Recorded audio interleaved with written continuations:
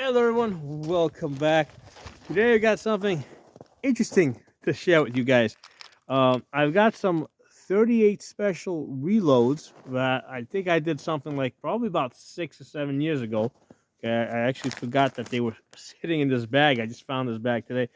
So the interesting thing about these reloads here, so they've been loaded with 6.5 grains of unique.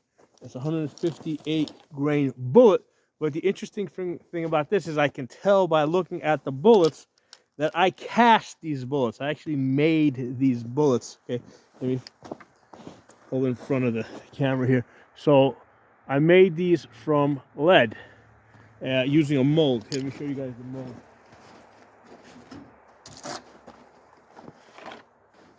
So I used this Lee mold here, right? There's the details on the bullet. 158 grain. So the way it works is basically I melted the lead, right, and then use a ladle to pour in, okay, and pretty much the lead basically cools right away, and you hit it like with a screwdriver or something, pop it open, and then the bullets come out. Okay, so yeah, I haven't done this now in about 6 years. I just, I've just gotten into other things, different guns that I shoot. But yeah, this was something that I used to really be into. Put this aside here. So we're gonna shoot these guys. Let's see how accurate they are. We're gonna be shooting this Smith & Wesson. All right, so that's something you guys don't see me shoot too often in this channel, but there was a time where I used to shoot these guys a lot. I'm looking to see if there's a model name or anything on this, because I don't even remember what this is. Made in USA. No, there's nothing to indicate the model number. I don't know if that means anything to you guys. Maybe you guys can figure that out. So yeah, I just don't remember. So what is this? This is a 6-shot. All right, so let's roll this up, and let's see how accurate these reloads are.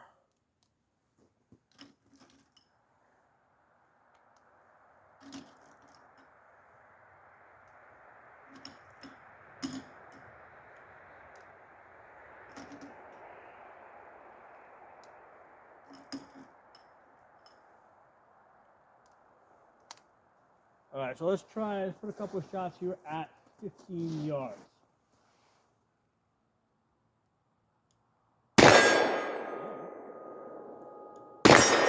Okay, definitely accurate enough for 15 yards.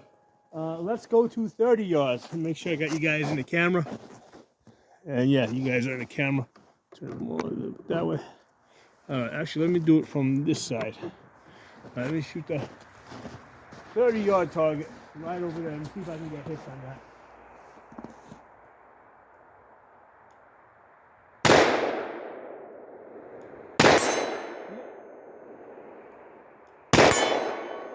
Yeah, 30 yards, man.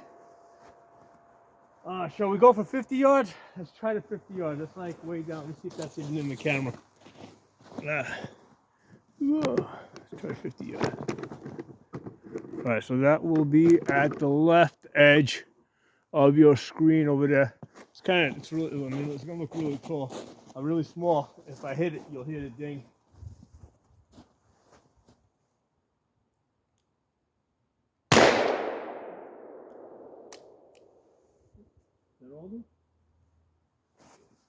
So let's empty these guys out.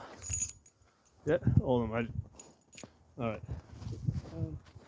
Actually, I really have no intention of reloading this anymore, so that's gonna become part of the gravel now.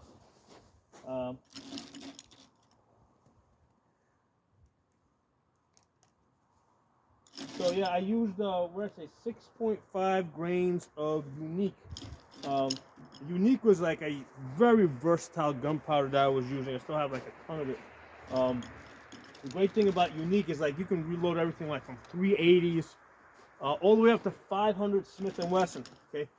Now there's no, and I did a video where I was reloading the 454 Casull and 500 Smith & Wesson. At the time, there was no published recipes for doing 500 Smith & Wesson. So what I did is I started with the 44 Magnum, which had a published recipe. Then I just worked it up, and I was running them through a chronograph and just making sure I didn't get too hot. All right, so up until now, I've been shooting this double action, which means I've been pressing the trigger back all the way. Hammer's been going all the way back, mechanically going forward. This time I'm going to go single action. I'm going to pull the hammer back in an effort to try and get a hit at 50 yards with this.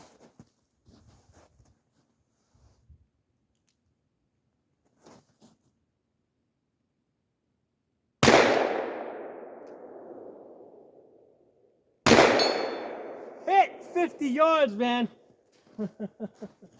So, yeah, I had no idea, man, how good these shits were. I wasn't even sure if I was going to be able to hit anything at 30 yards. I mean, I knew I was going to get hits at 15 yards, but I wasn't even sure if I was going to get hits at 30 yards. Let's do a little left-handed single shooting. All right, so we'll go back to the 15 yards over here. Double action. There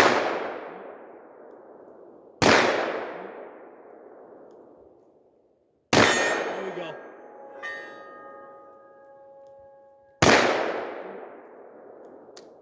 Empty.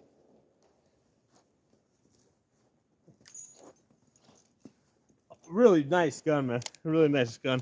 Now and I can see that. I mean, that unique is dirty, like dirty gunpowder, and I can see that it's leaving. It's leaving residue on the gun, right? It's dirtying it up because unique is a dirty gunpowder. Cheap, right? I used to get like the 1 pound containers were I think like $15 or something when I was getting them. The one thing with these revolvers that you gotta be aware of is, especially if you're wearing gloves, like they have a very small trigger guard, right? If you look at where the trigger sits in there, so especially if you're shooting single-handed, right? Gun's not loaded. If you're shooting single-handed, right?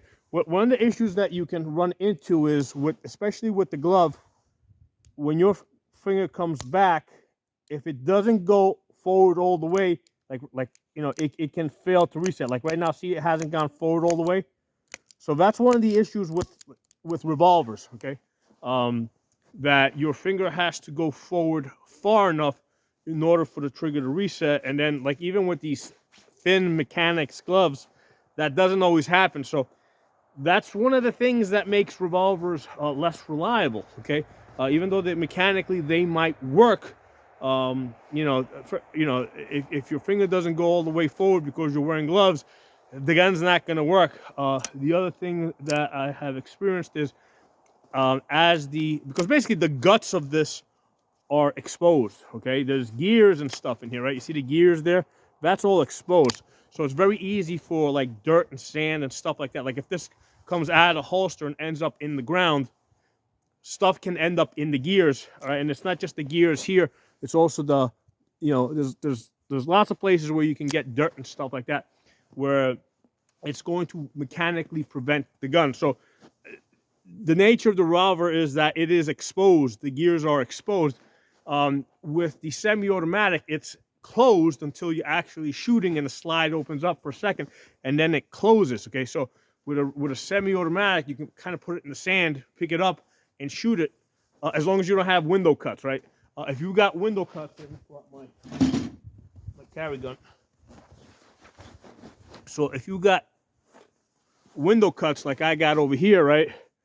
That's a place where you can get sand and stuff and dirt like that. So this isn't a very good war gun, right? Because if you get stuff in there, it's going to jam the gun up. Okay, so that's just one of the things that you gotta know. I mean, I like the gun, so I carry it, but it's not a gun that I would take into a combat situation. This is more of like an everyday carry kind of gun. So normally, if you don't have window cuts in your pistol, the gun's not going to get dirty. Same thing like with an AR-15, right? You got a dust cover, you close it, that prevents stuff from getting into that bolt area. But normally, even with an AR, right? Even if the dust cover is not closed, the bolt itself kind of seals it up. AK-47, on the other hand, it's open over there, right? Because you've got that because that's where the charging handle is. It's more exposed. So it's actually a lot easier for an AK to get dirty, and especially in the wintertime, snow can get in there, and what happens a lot of times that like if you like are rolling around the snow with it, you know, snow can get in there and it can actually get packed behind the bolt that's going back and forth, and then what happens, the bolt won't go back all the way, and the AK will stop working. With an AR-15, because it's a more closed system, it's harder for snow and stuff to get in there. Okay, but anyway, I went completely off on a tangent there. But yeah, that's one of the things to be aware of. Like with the revolver, your finger has to, especially in double action form, the finger has to go forward all the way in order for this to work. Okay, it doesn't go forward all the way. Like if I go halfway forward, see, it's not going to catch. So now, interesting side note here: revolvers traditionally have a very small guard over here, right? And the reason is because the early revolvers, first of all, they were single action, and they were basically intended to be used by cavalry as assault weapons, right? This was an assault weapon that they used in charges to go into battle. So what you would do is you would have to keep your finger in the trigger guard so that the gun didn't fall out of your hand when you cocked this back, because you had to cock it back.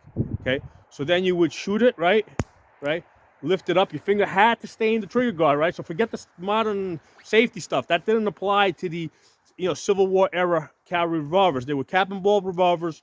You know, I've done other videos on the cap and balls. I won't go into this, but the important thing is that trigger guard was small. So, and remember, cavalry is also wearing gloves, right? Because, you know, you're holding the ropes and other stuff like that. So they're wearing gloves. So you had to get your finger, and then your finger had to stay in there while you cocked it, because that's what kept the revolver from falling out of your hands. Okay, so that's one of the reasons why revolvers traditionally have a very small trigger guard, which today is kind of uncomfortable to work with.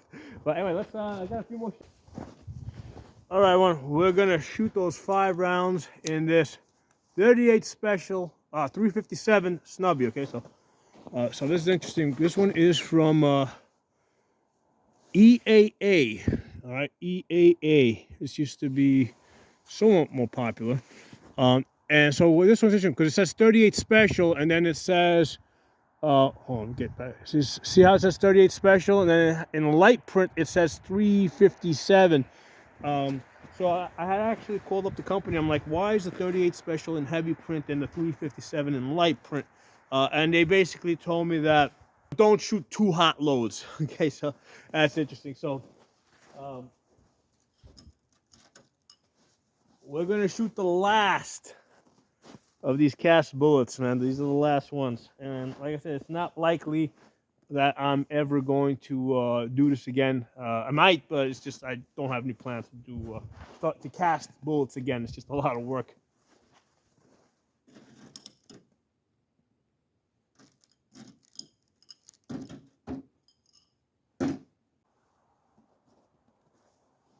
All right, we're gonna shoot the snubby. Make sure you guys are in the camera.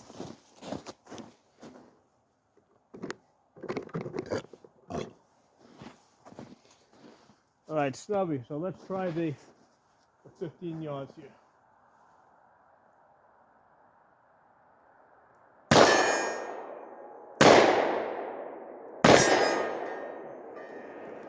Let's try 30 yards down there.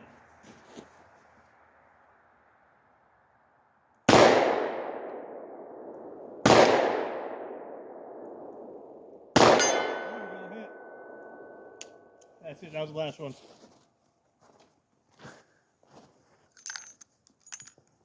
Okay, I got another revolver, man. This one is a 38 special. It's from Taurus, right? So this is a Taurus. This is actually one of my first revolvers. Very small. I did carry this for a little bit before I'm moving on to other guns. But yeah, this was one of my first guns. It's one of my first. It not only is my first gun, but it's probably like the only one that's kind of still left, because I over the years I've had many of these Taurus revolvers. The Taurus revolvers, I tell you guys too, they don't last very long. especially if you're doing high round counts, right? Because a lot of people say, hey, revolvers, they never break, they're reliable, da, da, da. People that say that don't run up high round counts, okay? I was using the guns to train people, so usually by the time I got past 3,000 rounds, 4,000 rounds, usually with these Taurus revolvers, I was, something was breaking. I had to send them back. Now, Taurus did have a lifetime warranty, and in many cases, what they did is they had to basically replace the entire revolver. So they gave me a brand new one. So don't say that. Don't listen to anybody that says revolvers don't break or ever jam up, because that's just because they don't do high enough round counts. Okay, I have broken pretty much every revolver that I have ever used, to run up high round counts with, and that's also the reason why I just stopped using the Tauruses altogether, and I went over to Smith & Wesson. Now, in all fairness, by the time I got to the Smith & Wessons, I really wasn't using these with that much training anymore. So, like, there's probably less than 200 rounds on this. So, so I can't even tell you that the Smith & Wessons are any better than these Tauruses, because I just never got around to running up the high round counts. One of the issues with the revolvers is that the ammunition is just expensive, right? The 38 Special is more expensive than 9mm. So, why would you want to, why use it? Just use a cheaper 9mm. The other thing is, like, in order to get to, this 6-round revolver, because of the cylinder here, it's going to be wider than my Glock 43, right? So the Glock 43, for example, that holds more rounds, and it's a thinner gun. So, that's one of the reasons why pretty much everybody's going to move away from revolvers into semi-automatics. It's a thinner gun, it's a cheaper gun, it's reliable. But anyway, these guns are fun to shoot every once in a while. So anyway, we got 5 shots left. Let's put them in this.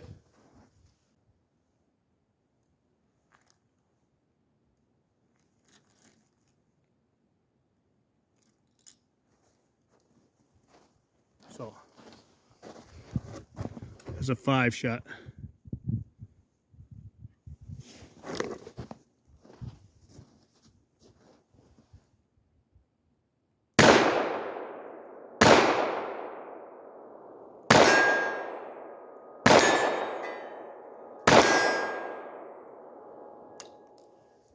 Yeah, it's getting a little dark, and when it gets darker, I have a hard time focusing on that front sight just because of my vision. That's why red dots on guns are like just so awesome. But yeah, man, this is a fun little gun, man. This is I think it's like my first 38 Special. First snubby. I think I actually carried this for a short while, but nice little gun.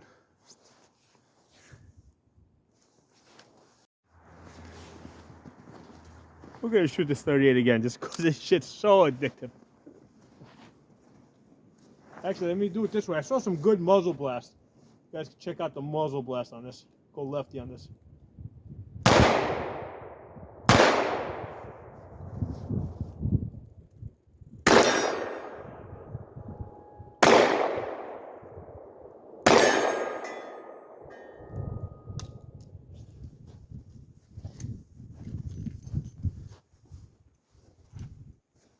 It did better that time. That time, what I was doing is, as I was squeezing, what I did is I basically picked up the slack on the trigger a little bit more slowly, kind of re-aimed, and then finished it. Okay, so I picked up the slack slowly. Kind of like you would like with a Glock or something, where you get back to the slack, although there's no wall here. And the thing is, once you start picking up that slack, right, once that hammer comes to there, you got, like, it's really easy to slip it and go past it and actually fire that shot, especially when you got gloves on. So, that's one of the things that, with a revolver, when you're trying to pick up the slack like that, like, if you need an accurate shot, the best thing to do is basically, cock back the hammer, right? Now you got a single action, cock back the hammer, right? Cock back the hammer, now you got a single action trigger. You get your most accurate shot like that.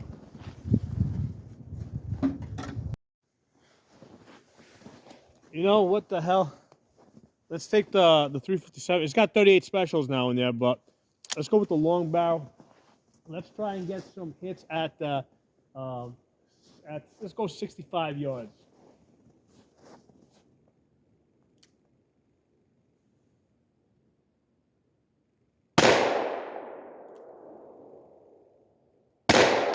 Hit!